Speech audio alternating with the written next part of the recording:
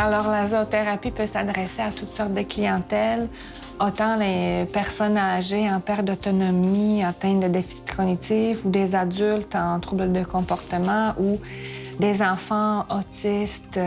On emmène la zoothérapie aussi en soins palliatifs ou en prison, dans toutes sortes de milieux variés.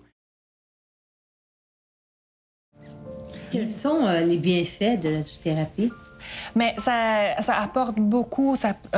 Pour énumérer tout ça, alors, ça peut être au niveau de l'estime de soi, de confiance. L'animal, c'est une source d'amour et d'affection inconditionnelle. Fait que ça, c'est vraiment la porte qui s'ouvre grande dans une zoothérapeute à travers cette relation d'animal-là. Après ça, on a au niveau de la stimulation cognitive, on stimule beaucoup aussi la mémoire, autant courte qu'à long terme.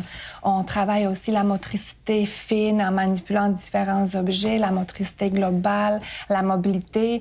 En fait, quand on travaille avec la clientèle vieillissante, on essaye de stimuler les fonctions qui restent, les capacités restantes le plus possible pour s'assurer que la qualité de vie va rester en certains niveaux le plus longtemps possible.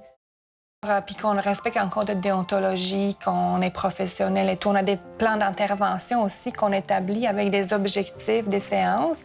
Ça peut être briser l'isolement, ça peut être orienter la personne dans le temps, dans l'espace, suite à un déménagement entre différents établissements. On collabore aussi avec d'autres professionnels de la santé, que ce soit physiothérapeutes, éducatrices spécialisées, travailleurs sociaux, qui ont des fois des difficultés à collaborer avec des personnes qui ont des déficits cognitifs. Alors, on se sert de la zoothérapie comme un outil aussi pour faciliter l'intégration de la marche dans le quotidien de la personne. Puis c'est très valorisant pour les chiens aussi, hein? Les animaux adorent ça parce qu'ils se socialisent avec d'autres personnes. Beaucoup d'amour. Beaucoup d'amour. Pour les animaux, en fait, c'est une journée de travail, c'est une journée où ils jouent sans arrêt. Alors, ils sont chanceux, ces chiens-là. Ouais. Mais ça peut être d'autres animaux aussi, c'est pas uniquement les chiens. Ça peut être les chats, les lapins, les cochons d'Inde, les furets. Un animal, c'est un animal présent, Voilà. parce que ça donne l'amour. C'est l'amour inconditionnel. Exact.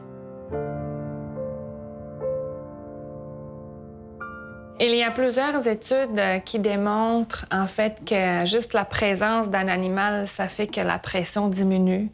Ça apaise beaucoup la personne, l'anxiété qui diminue également, le pouls qui ralentit. Donc, c'est très calmant comme effet. Il y a plusieurs études qui ont démontré ça.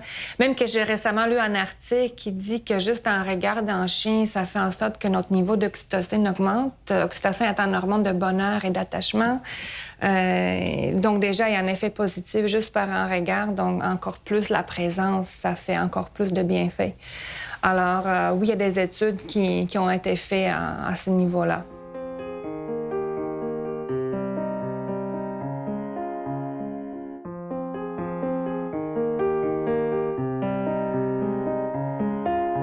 Accepter l'inacceptable, c'est en se posant. Et la compagnie d'un chien m'a permis de me poser. La vie m'a forcée à être obligée d'accepter l'inacceptable. J'ai perdu une fille de 62 ans. Et si je n'avais pas eu Biquette, et tout de suite après, je suis tombée. Et j'ai été 42 jours hospitalisée. Puis là, aux soins intensifs, tout ça, puis j'ai dit à mes enfants, je ne veux plus vivre. Je ne peux plus vivre. Il n'y a rien. Mais j'ai pensé à mon chien. Qui va s'en occuper? Alors, parce qu'elle, c'est moi, elle va aller ailleurs, mais j'ai dit à qui veut l'entendre, après que je serai partie, si elle ne part pas en même temps que moi, est-ce qu'elle va pouvoir s'adapter? Le chien a des capacités de devenir heureux. Ce qui est mon cas. J'ai tout pour être heureuse, mais je le voyais pas.